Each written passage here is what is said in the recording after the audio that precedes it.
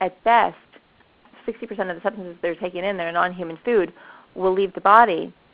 When we think about what's actually going in and going into this defunct intestine, you understand why.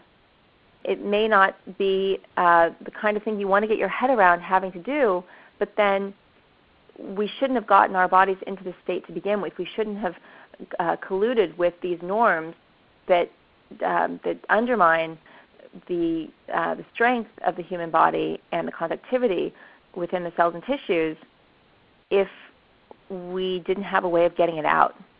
It's something that's become necessary given our modern situation. And when anyone enters into the healing arts, it's really important to try to always be vigilant, not to look back only on what the great health educators in the past have taught us. Norman Walker, Arnold Ehret, so many of Adele Davis, Paolo Aiola. There are so many wonderful pioneers in the last 150 years who have really paved a way forward. But the world is changing around us every second. So we can't just look back. We have to take what we know, what we learn from these great guides, and then adapt it to a constantly evolving, changing world. Their world was not as acidic as our world. They were coming in a couple of generations behind us. So their intestines weren't even as, or their organs, their organism wasn't as depleted and fatigued as our generation came in with, as the next generation is coming in with, and as the generation after that will come in with.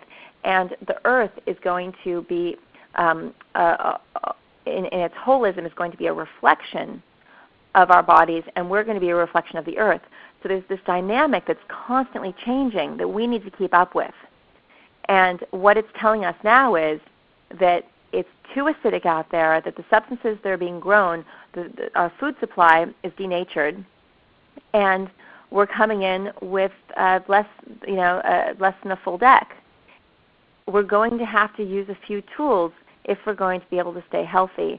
And we're going to have to try to be less afraid of these things that can help us and more concerned with the alternative, because the alternative really is no alternative.